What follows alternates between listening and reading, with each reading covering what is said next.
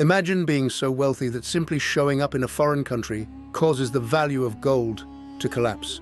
Now, imagine that this happened not once, but across entire regions. Sounds impossible, doesn't it?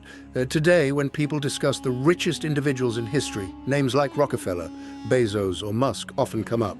But according to historians, economists, and ancient records, none of them came close to the wealth of one African ruler.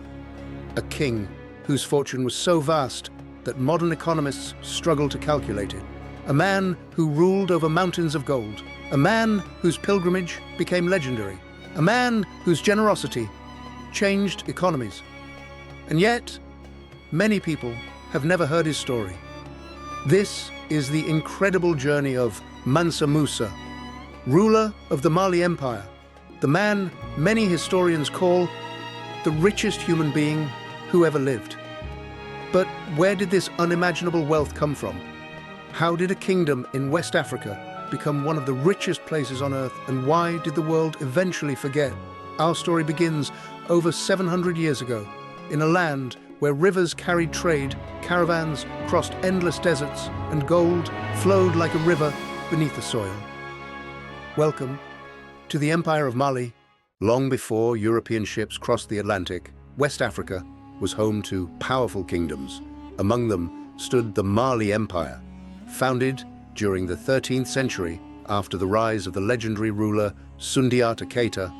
Mali expanded into one of the largest empires in world history. Stretching across vast territories, the empire controlled important trade routes linking West Africa with North Africa and beyond.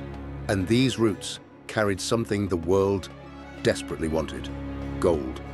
At the time, gold was one of the most valuable resources on earth. Kings wanted it, merchants wanted it, empires needed it, and much of that gold came from lands controlled by Mali.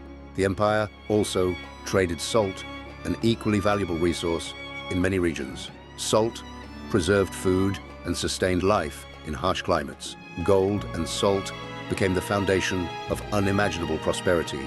As merchants crossed deserts carrying precious cargo, wealth flowed into Mali. Cities expanded, markets flourished, scholars arrived, mosques rose toward the sky. The empire became a center of commerce, culture, and learning. And soon, a new ruler would inherit this extraordinary kingdom, a ruler whose name would echo through history: Mansa Musa. Around the year 1312, Mansa Musa became ruler of the Mali Empire. The title Mansa meant king, but Musa would become much more than a king. Historical accounts describe a ruler known for intelligence, faith, diplomacy, and extraordinary generosity. He inherited an empire already rich beyond imagination. Yet, under his leadership, that wealth expanded even further. Gold mines produced enormous quantities of precious metal. Trade routes generated constant revenue. Agriculture sustained growing populations. Cities prospered. As Musa strengthened the empire, his reputation spread far beyond Africa. Merchants whispered stories about a king whose treasury seemed limitless. Travelers carried tales across deserts. Scholars recorded reports of astonishing wealth. And soon, Musa would embark on a journey that would shock the world. A journey so famous that centuries later, historians still study its impact: the pilgrimage to Mecca. In 1324, Mansa Musa began a pilgrimage to the holy city of Mecca. But this was no ordinary journey. It became one of the most extraordinary processions ever witnessed. Historical records describe tens of thousands of attendants, thousands of servants, soldiers, officials, and countless camels loaded with gold. Imagine standing beside a desert road and watching an endless river of people stretch across the horizon. The spectacle left witnesses speechless. Many had never seen such wealth in one place. As Musa traveled through North Africa, cities prepared for his arrival. Crowds gathered, leaders welcomed him, merchants hoped to do business with him. Everyone wanted to see the African king, whose riches seemed endless. And then he began giving gold away. A lot of gold, perhaps too much. When Mansa Musa reached Cairo, his generosity became legendary. He donated gold to the poor, he rewarded officials, he purchased goods, he distributed wealth everywhere he went. At first, people celebrated. Who wouldn't? But then, something unexpected happened. So much gold entered the economy that its value began to fall. Prices changed, markets reacted. The effects lasted for years.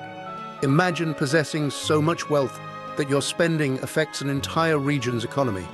That is the scale historians describe. Today, economists still reference this event as one of history's most remarkable examples of wealth influencing markets. Mansa Musa had become a living symbol of prosperity, yet his greatest legacy would not be gold, it would be knowledge.